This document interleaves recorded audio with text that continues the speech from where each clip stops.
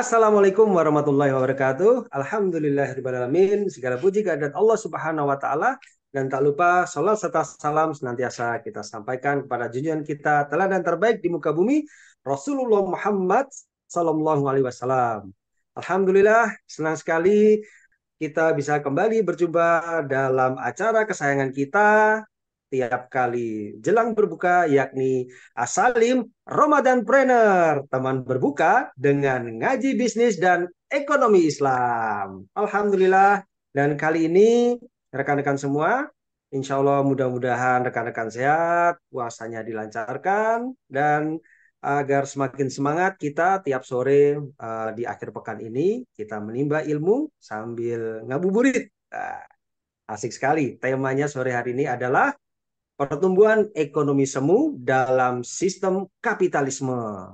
Dan kali ini kita dibersamai oleh salah satu guru kita, yakni Ustadz Muhammad Hatta. Alhamdulillah. Bagaimana kabarnya Ustadz Hatta? Sehat Ustadz? Alhamdulillah, sehat walafiat.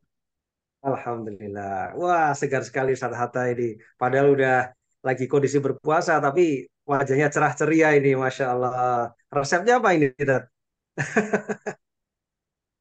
Apa ya resepnya ya? Masya Allah. Baik teman-teman, ini beliau guru kita, insya Allah akan menyampaikan ya sharing dalam kurun waktu kurang lebih hampir 1 jam ini, tapi insya Allah beliau sampaikan dengan asyik dan tentu saja ilmunya ini sangat luar biasa. Yuk kita simak kira-kira paparan dari beliau. Nah, nanti di akhir waktu nanti kita akan ada beberapa pertanyaan untuk disampaikan kepada Ustadz Hatta. Tafadhol Ustadz Hatta, mungkin bisa disampaikan untuk materi terpuat seputar pertumbuhan ekonomi semu dalam sistem kapitalisme. Tafadhol Ustadz. Ya, baik. Terima kasih. Bismillahirrahmanirrahim. Assalamualaikum warahmatullahi wabarakatuh. Waalaikumsalam warahmatullahi wabarakatuh. Alhamdulillahirabbil alamin. Wassalatu wassalamu ala asrofil anbiya'i wal mursalin wa imamil muttaqin wa ala alihi wa sahbihi wa man da'a bida'wati wa altazama bi tariqati wa tarassamahu wa ja'ala al-aqidata islamiyata asasan li fikrati wal ahkama syar'iyyata miqyasan li amali wa masdaran ya. Ya, terima kasih Mas Hos, Mas Nino yang Ya, sudah membersamai saya di kali ini ya di Asalim ya. Alim Baik, Ramadan Planner. betul. Eh, tema kita kali ini tentang pertumbuhan ekonomi ya, pertumbuhan ekonomi. Betul Ustadz. Em, sebuah ekonomi itu tentu ada indikator-indikatornya ya, indikator-indikatornya. Seperti halnya kesehatan. Kesehatan itu sehat apa sakit, ada indikator-indikator. Nah, begitu pula ekonomi sebuah negara itu ada indikatornya. Sakit sehatnya dilihat dari apa? Nah, salah satunya adalah dilihat dari pertumbuhan ekonomi. Em, Hanya saja memang kalau kita lihat karena memang yang kita pakai hampir di seluruh dunia saat ini, konsep ekonominya adalah konsep ekonomi yang kapitalistik ya, Ya. hampir tidak terkecuali. Meskipun itu adalah negara Cina dan Rusia. Kalau kita lihat ekonominya, itu adalah kapitalistik ya. Kok bisa? Oh, Ya, kita bisa melihat dari sisi kebijakan fiskal maupun moneternya ya.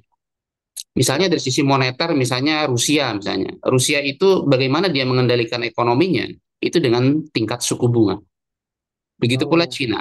Cina sekarang ekonomi yang lagi bisa dikatakan sangat sangat lesu ya, ambruk gitu. Itu dengan tingkat suku bunga. Ketika ekonomi sedang lesunya, maka tingkat suku bunga akan diturunkan untuk menstimulan orang mengambil kredit. Begitu pula di Rusia. Nah, itu eh, bahkan di negara-negara Timur Tengah sekalipun ya, seperti Saudi Arabia itu juga menggunakan tingkat iya. suku bunga. Jadi hampir tidak terkecuali di dunia saat ini seluruhnya itu menggunakan ekonomi yang kapitalistik. Nah, di dalam ekonomi yang kapitalistik, salah satu cirinya adalah dia akan mendorong pertumbuhan ekonomi, diupayakan setinggi-tingginya, ya, diupayakan setinggi-tingginya. Makanya tidak heran kemudian titik fokus dari ekonomi kapitalistik itu adalah mendorong pertumbuhan ekonomi tadi. Kenapa demikian? Karena dengan pertumbuhan ekonomi yang tinggi, mereka berasumsi kesejahteraan akan terwujud, gitu. Kesejahteraan akan terwujud.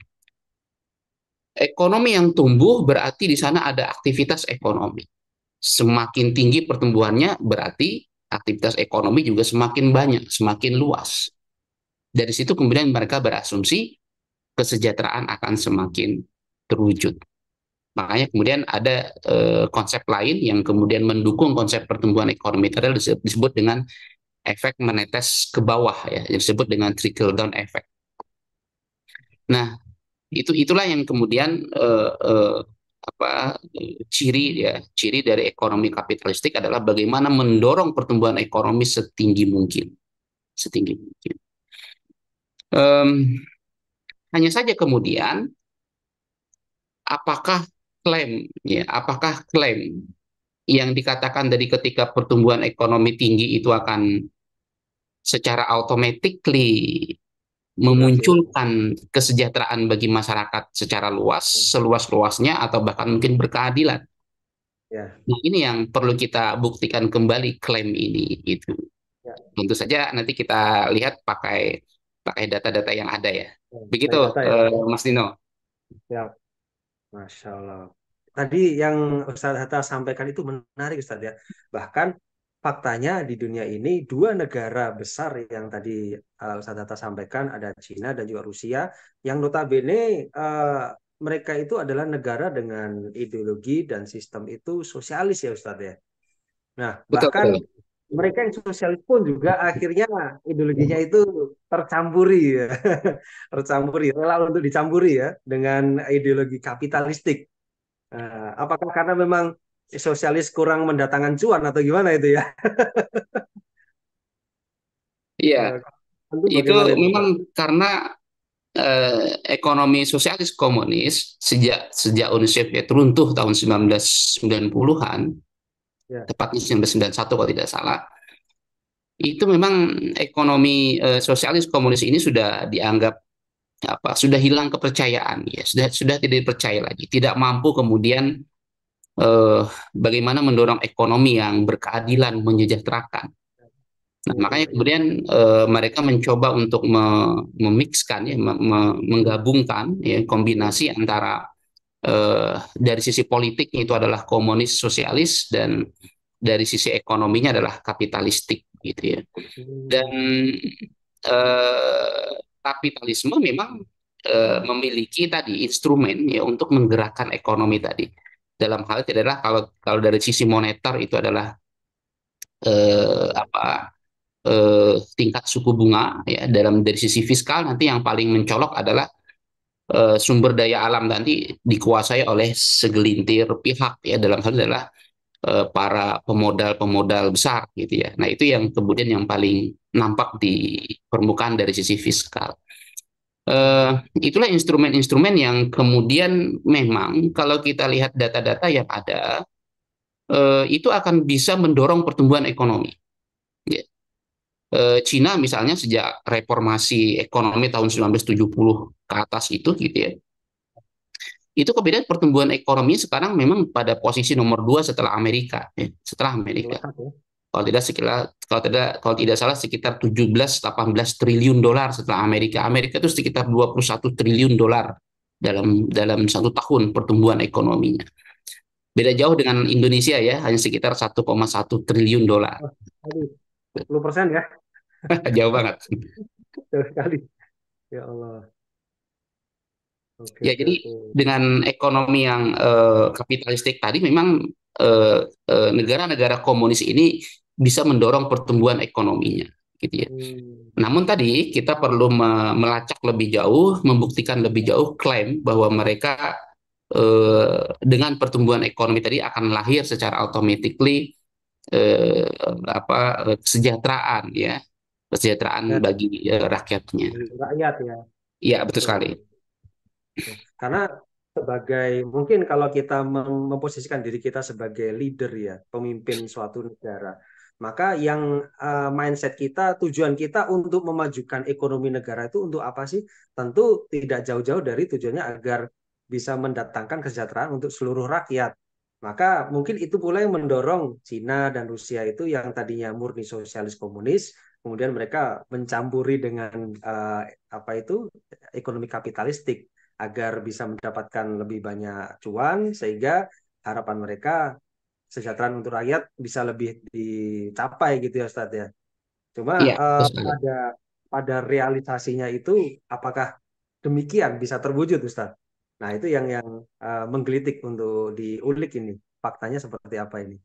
Baik, ini saya coba tampilkan slide ya supaya lebih detail fakta dan datanya. Em, nah, ini adalah sebagai contoh ya, bagaimana pertumbuhan ekonomi Indonesia dan Amerika ya. Ini adalah Amerika tahun 2022 ya. Tahun Ya, 2022 20,9 triliun dolar. Indonesia 1,1 triliun dolar. Jauh banget, jauh banget. 0,5 5% Iya, ya itu. 5%. jauh banget. Jadi eh, nah, bagaimana dengan negara-negara lain yang ada di dunia? Mari kita lihat negara-negara besar ya, seperti Jerman. Nah, ini tadi Amerika ya. Cina ini 16,3 triliun ya, 16,3 triliun ternyata. Hmm, Jerman 3,6 triliun, terus hmm, hmm, kemudian Inggris 3,2 triliun, Prancis 2,6, India 2,9, Rusia 1,4 triliun, Indonesia 1,1 triliun. Ini adalah hmm. negara-negara kelompok yang masuk dalam kelompok G20 ya. Oh, oke. Kelompok negara-negara maju yang memang pertumbuhan ekonomi itu di atas 1 triliun. Tetapi dan ini kalau kita lihat eh, ini kan negara-negara yang sekarang itu banyak menjadi semacam rujukan lah ya. Cina misalnya, Indonesia begitu terkesan dengan Cina sampai-sampai politiknya pengen ikut gaya model di sana Ya, gitu kan. iya. Eh, Begitu pula Amerika, begitu pula Rusia misalnya ya. Namun mari kita lihat data yang lebih lebih lebih spesifik ya, data yang lebih lebih detailnya. Mari kita lihat. Sebelum ke sana, mungkin saya ingin satu hal lagi yang perlu berkaitan dengan pertumbuhan ini perlu kita lihat. Tadi pertumbuhan ekonomi itu merupakan target yang sangat sangat diprioritaskan ya. Jadi prioritas nomor satu pertumbuhan ekonomi itu. Dengan pertumbuhan ekonomi tadi itu adalah akan ada penerimaan pajak, ada penyerapan tenaga kerja, gitu kan. Iya. Nah, Iya. eh, pertumbuhan ekonomi tadi didorong dengan apa lagi? Misalnya kalau dari sisi ini adalah investasi asing. Ya. Makanya tidak heran Indonesia itu begitu mengejar investasi, investasi, Ya, investasi dari hari ke hari investasi asing tuh. Ya, ya. apalagi Pak Menteri Bahlil yang sekarang lagi Ya. kena benang kusut juga gitu ya. Itu selalu investasi, investasi asing. Begitu pula Cina. Cina itu ketika reformasi yang dia utamakan apa? Investasi asing. Memang pertumbuhan ekonomi sekali lagi tadi adalah investasi pertumbuhan ekonominya naik tadi ya. Ekonominya naik. Namun bagaimana dampaknya? Nah, ini yang impact positifnya Yang tadi ini. apakah betul ada kesejahteraan yang bagi rakyat masing-masing setiap negara atau justru dampaknya dampak negatif seperti lingkungan sumber daya alam lingkungan yang Yang rusak, rusak. sumber daya alam Nah, yang terkuras begitu rupa, ya. sementara kesejahteraannya ya segitu-segitu saja gitu ya. Ya. Kalaupun bekerja ya upahnya upah upah murah misalnya gitu ya. Nah, itu kira-kira gambaran alur alur berpikir kenapa pertumbuhan ekonomi itu didorong sedemikian rupa gitu ya. Nah, eh, lebih lanjut kalau tadi kita lihat bagaimana tadi kita membuktikan klaim klaim bahwa kesejahteraan tadi terwujud, mari kita lihat data dari eh, Credit Suisse ya, data dari Credit Suisse yang diterbitkan tahun 2023 bulan Oktober ya. Cuma itu untuk yang terbit 2023 untuk data yang tahun 2022. Nah, kalau kita lihat datanya, mari kita lihat negara-negara besar seperti tadi, seperti kita katakanlah langsung Amerika misalnya. Oh ya. Amerika ya, di sini kalau kita lihat 50% penduduknya, 50% penduduknya itu hanya 2,3% memiliki kekayaan. 2,3%. Oh, Saya oh si coba Argentina hanya slide yang 2,3%. satunya, yang ini aja. Nah, ini dia. Jadi Amerika Serikat, nih kita lihat ya, Amerika Serikat. Jadi 50% penduduknya itu hanya 2,3% memiliki kekayaan. Sementara 10% kekayaan, 10% populasi yang ada di Amerika itu ada 73,5% dia memiliki kekayaan di Amerika sana. Luar biasa. Itu. Bagaimana dengan di Cina? Ya, kurang lebih aja gitu.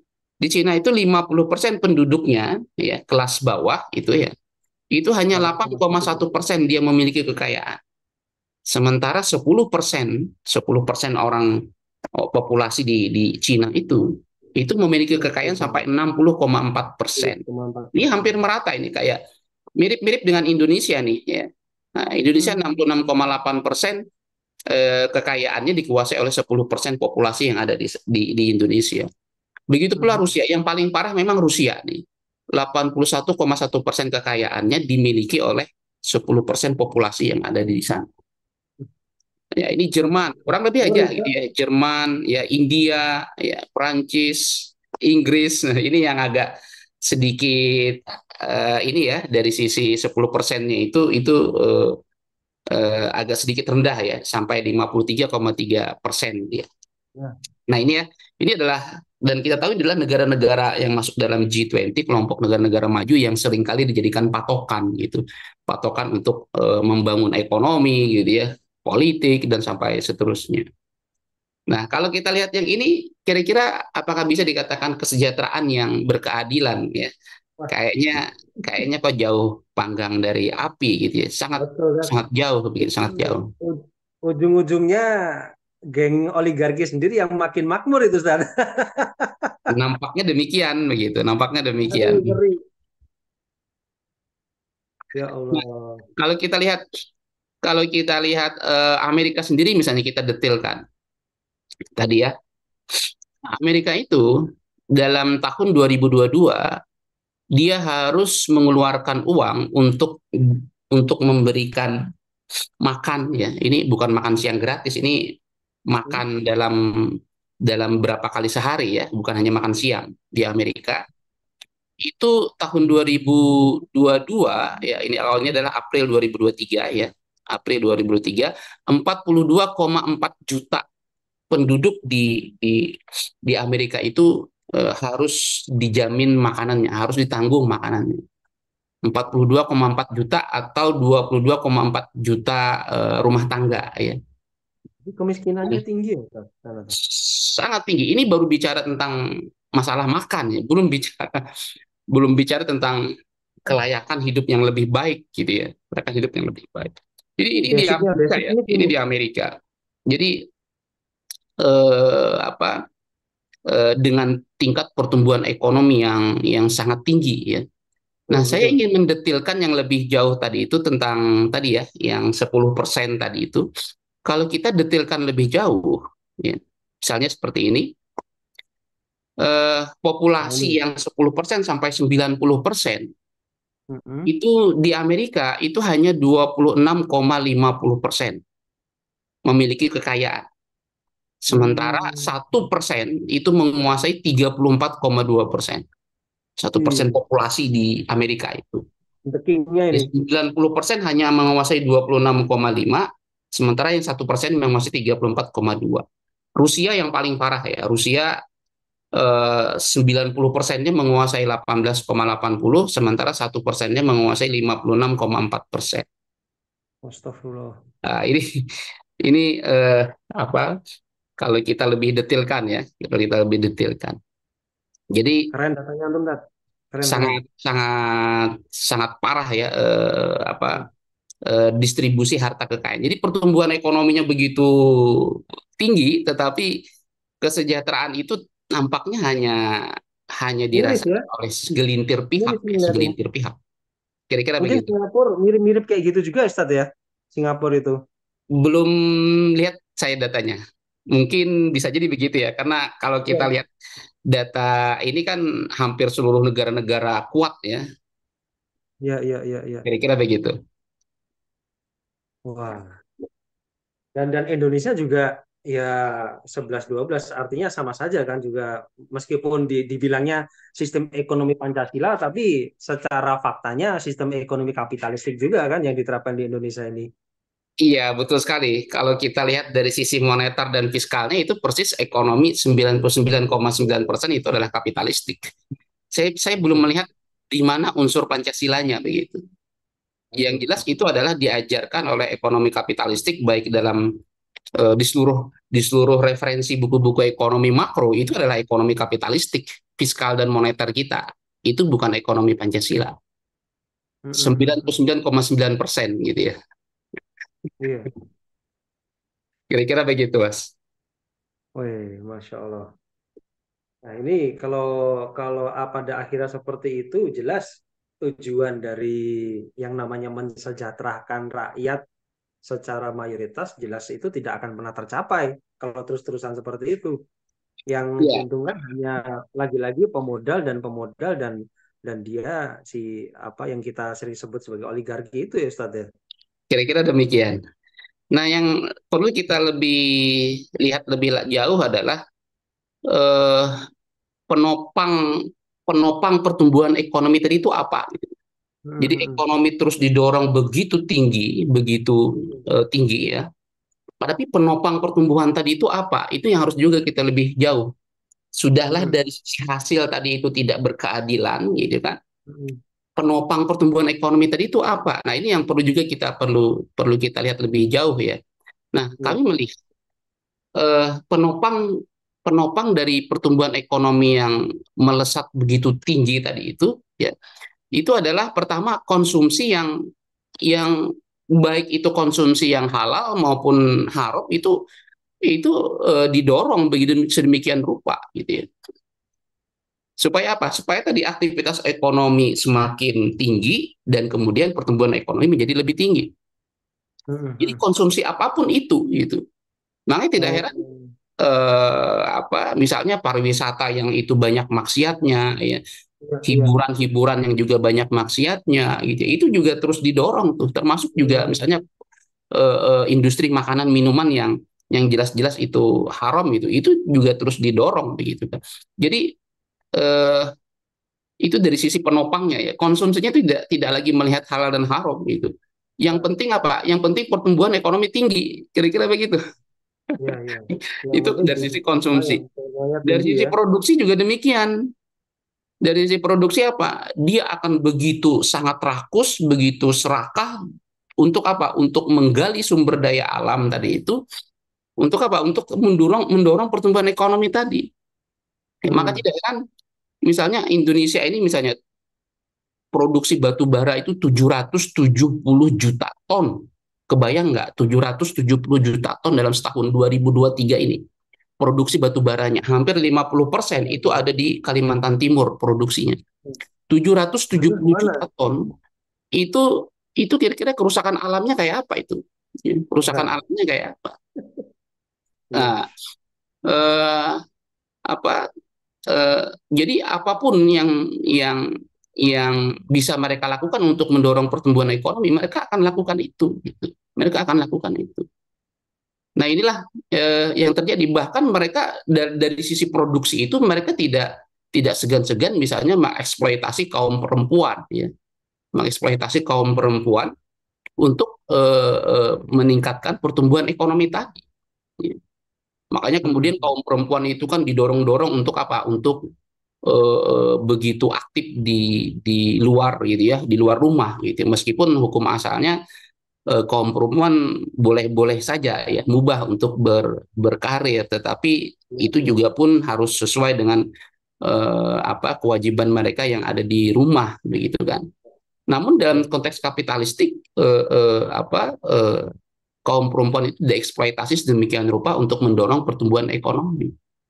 Nah, jadi dari sisi konsumsi mereka tabrak terus, baik itu halal maupun haram, yang penting pertumbuhan ekonomi.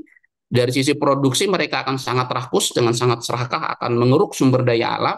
Dari sisi distribusi tidak berkeadilan, yang tadinya katanya akan membawa kesejahteraan tidak berkeadilan. Nah, kira-kira begitu petanya, Mas Dino. Siap, siap, Ustaz Hatta. Luar biasa ini. Cukup bikin prihatin ini, Tat ya.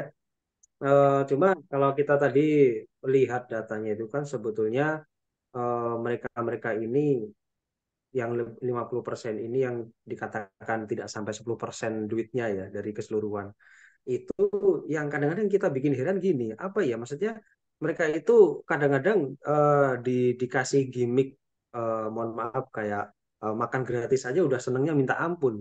Artinya apakah mereka itu karena kurang paham ya bahwasanya negara Indonesia lah contohnya potensi kekayaannya itu segitu itu semestinya kalau distribusinya itu benar atau bahkan itu dikelola oleh negara semestinya itu akan kembali benar-benar untuk kesejahteraan rakyat. Apa mereka nggak ngerti sampai ke sana atau gimana kok seolah-olah di apa ya kalau di mainan anak-anak kecil itu dijadiin pupuk bawang kok kayak mau-mau aja gitu. Dibohongin kok mau terus gitu loh. Iya, nampaknya Fenomena boleh apa jadi ini? belum tahu ya. Kalau masyarakat secara umum belum tahu. Jadi bayangkan seperti kami pernah menghitung misalnya ekspor batu bara Kaltim ya, ekspor batu bara Kaltim itu 5% saja atau 10% saja dari hasil ekspor batu bara itu diambil untuk rakyat gitu, untuk rakyat yang miskin di Kalimantan Timur. Di Kalimantan Timur itu rakyat miskin dengan standar kemiskinan kurang lebih 800.000 rupiah satu bulan. Mhm. Itu ada 231.000 orang di Kalimantan Timur. Nah, 5% saja atau 10% Mhm. diambil dari hasil ekspor tahun 2023, Mhm. itu setiap 231.000 orang yang miskin tadi itu Mhm. kira-kira sudah mendapatkan sekitar 70 juta orang, 70 juta rupiah. 70 juta tujuh rupiah puluh juta tiap rupiah. bulan ya? Ya, 70 Wih, juta rupiah untuk yang ekspor satu tahun tadi itu mereka dapat tuh. setahun. Artinya dengan Itu 70 juta itu setidaknya selama bisa satu apa? tahun. Bisa mengangkat mereka, mengangkat derajat hidup mereka yang tadinya rumahnya hampir roboh itu bisa Nah, diinikan. Iya. 70 eh, juta bisa diberikan untuk untuk pendidikannya, modal kelontongan misalnya ya, gitu. untuk modal belanja apa jualan. Iya. Hanya lima Ngeri. persen, 10% hasil ekspor batu bara tahun 2023. Lima Hmm, persen, 10% itu kira-kira tidak bikin bangkrut perusahaan batu bara lah. ya, betul, Ustaz. Uh, Itu kecil banget 5%, 10%. ngeri ya. Ya, Jadi kalau mungkin mereka kurang maklumat aja ya, kurang tahu ya bahwa faktanya di lapangan seperti itu ya. kira-kira demikian masyarakat secara umum ya, tapi kalau masyarakat dalam hal ini adalah masyarakat yang berpendidikan tinggi ya, Mhm. mereka nanti akan terbentur dalam hal apa iya nanti batu bara itu dimiliki oleh negara gitu kan. Ya nanti benturan-benturannya berkaitan dengan persoalan teori-teori ekonomi ya, teori-teori ekonomi yang sebenarnya juga masih bisa kita kita banyak apa berikan solusinya lah kira-kira begitu ya. Hmm, oke. Oke, saya ada dua pertanyaan Ustaz, yang mungkin ini agak ada sambungannya. Yang pertama kan jelas kondisinya saat ini itu faktanya di seluruh dunia, terutama dalam dalam porsi mininya yaitu di negara Indonesia ini menerapkan sistem yang ya walaupun dikatakan sistem ekonomi Pancasila, tapi tetap realnya adalah sistem ekonomi kapitalistik.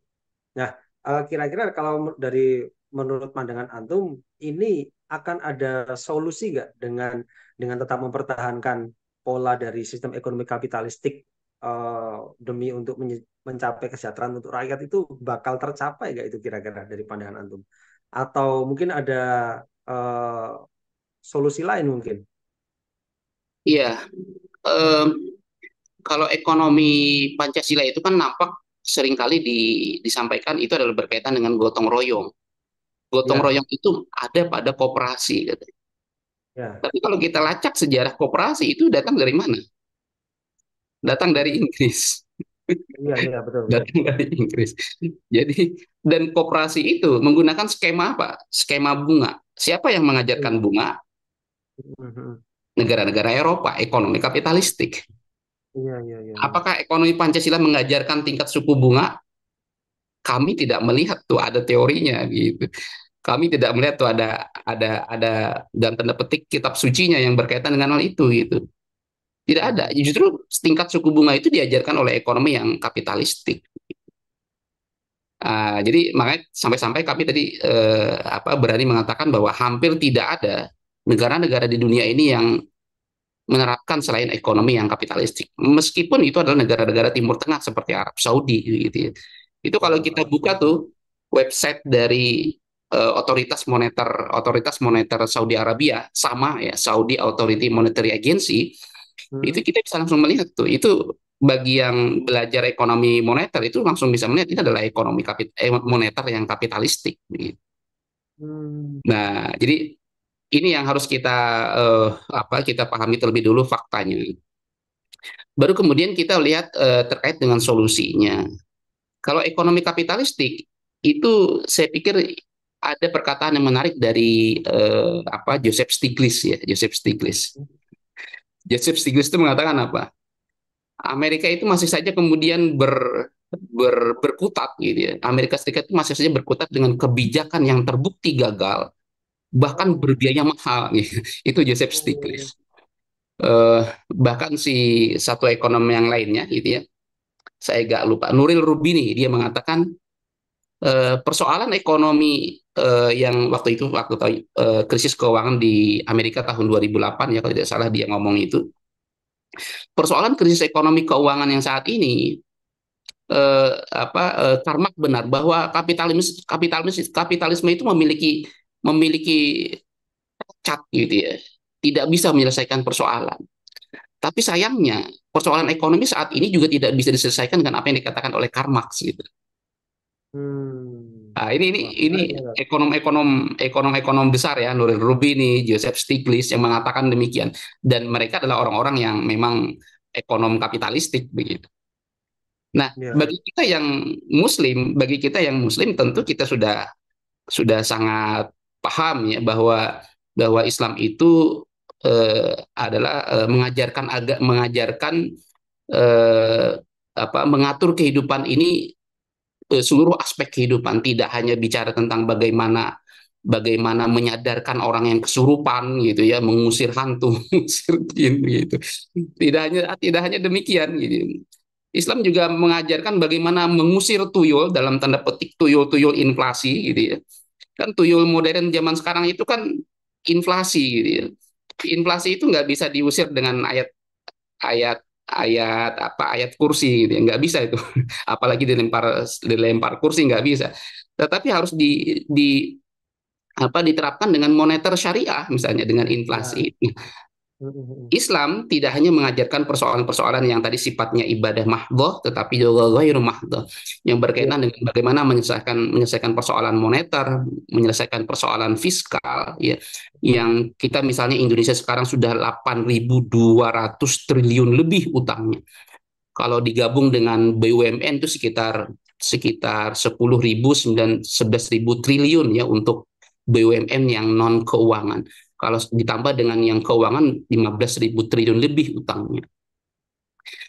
Apakah kita akan terus-menerus dengan model yang seperti ini yang tidak memberikan hasil eh, yang berkeadilan bagi rakyat Indonesia, atau kita ingin menuju kepada kesejahteraan yang berkeadilan, dan terpenting Ya. lagi adalah ekonomi yang berkelanjutan, sustainable gitu ya.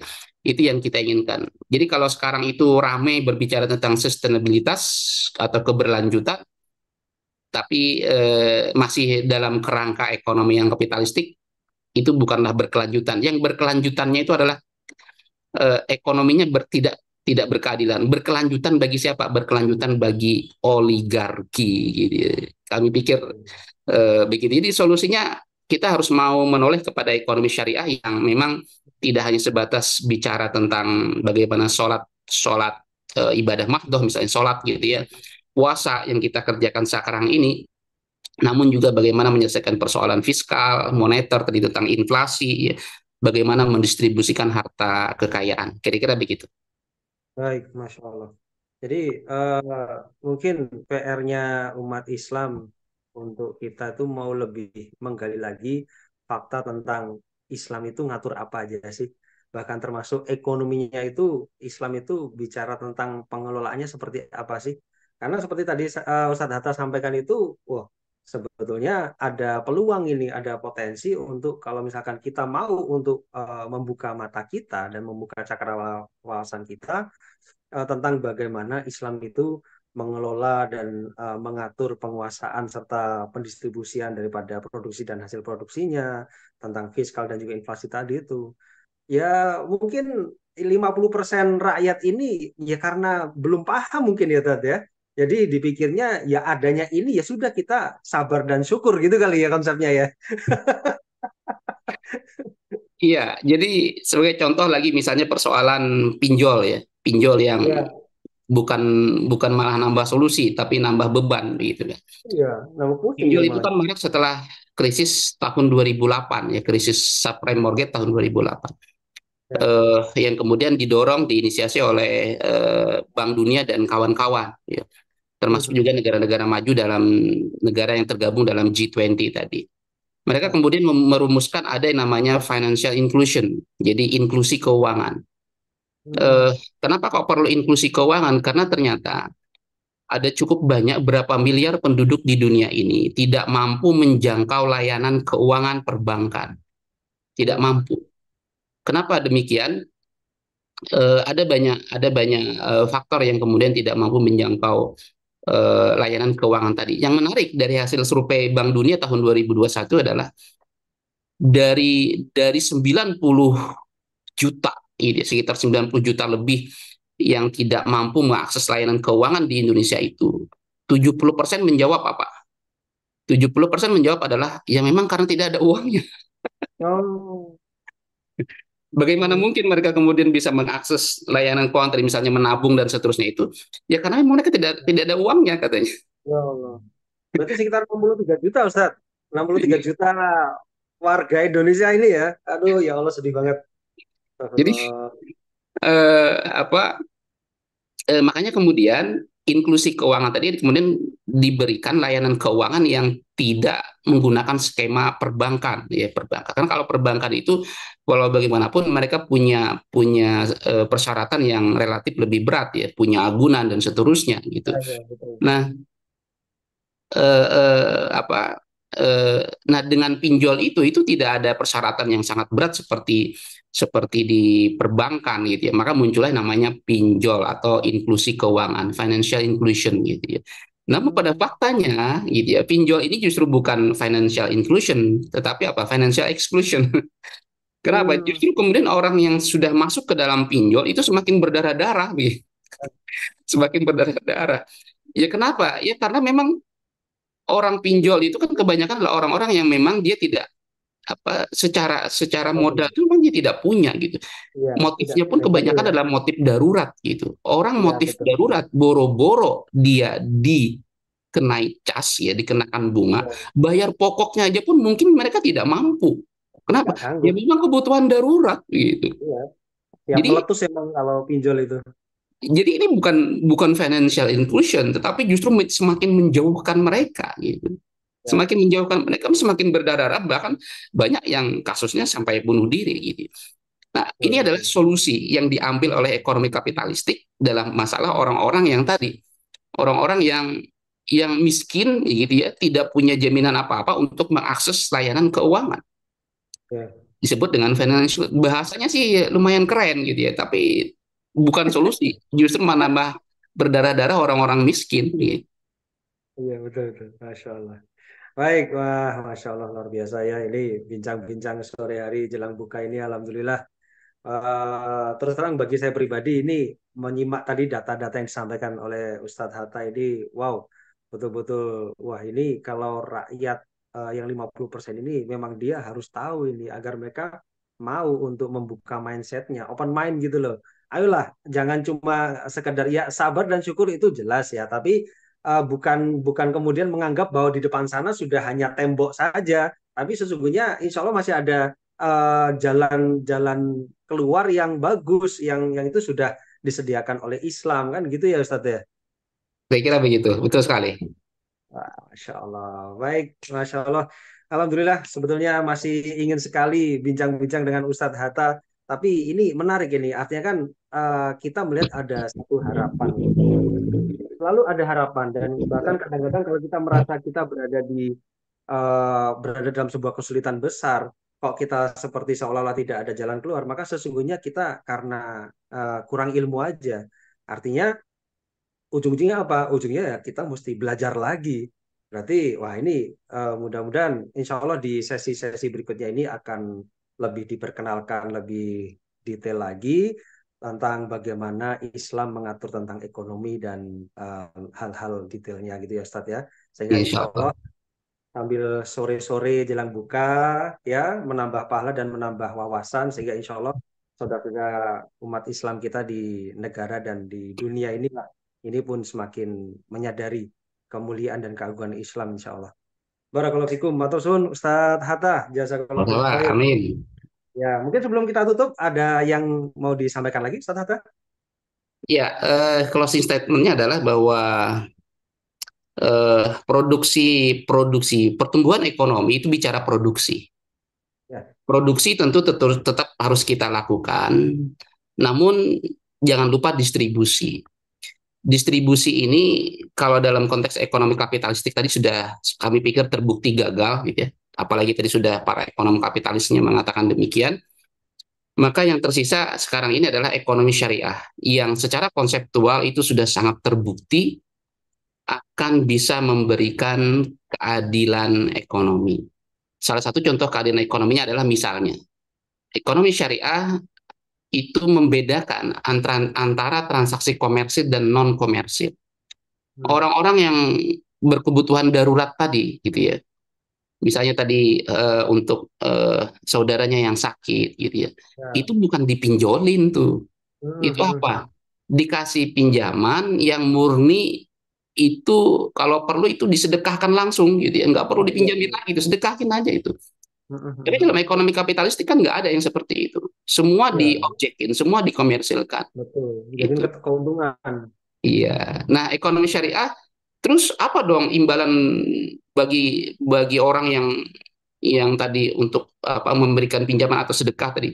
Itu Islam mengajarkan agar dia supaya cepat masuk surga. Nah, dalam Ya, kapitalisme kan nggak ada istilah surga. iya, iya, iya. Yang ada duit, duit, cuan, cuan, cuan terus gitu kan. Nah, itulah ekonomi syariah. Itu adalah solusi yang salah satu solusi yang kami pikir sudah begitu luar biasa dalam ekonomi syariah mengajarkan apa persoalan-persoalan kehidupan masyarakat seperti sekarang ini. Itu baru satu contoh ya. Mungkin ada contoh-contoh lain yang nanti bisa Iya, kita iya, iya. ulas di kemudian hari, insya Allah. Baik, Masya Allah, Barakallah. Ya, betul. PR-nya itu adalah lebih mengenalkan dan mengakrabkan gitu ya Ustadz ya. Bagaimana ekonomi Islam, ekonomi syariah ini punya wajah seperti apa dan bagaimana pola-pola pengelolaannya itu sehingga masyarakat itu bisa lebih apa ya. Mungkin harapannya itu kalau kita sudah mengenalkan lebih detail tentang ekonomi syariah itu, maka insya Allah saya percaya kok masyarakat Muslim ini terutama itu akan muncul rasa rindunya. Oh, semestinya kita kayak gitu tuh. Kita berada di lingkungan yang seperti itu tuh. Gitu ya, Ustadz ya. Ya, sekali.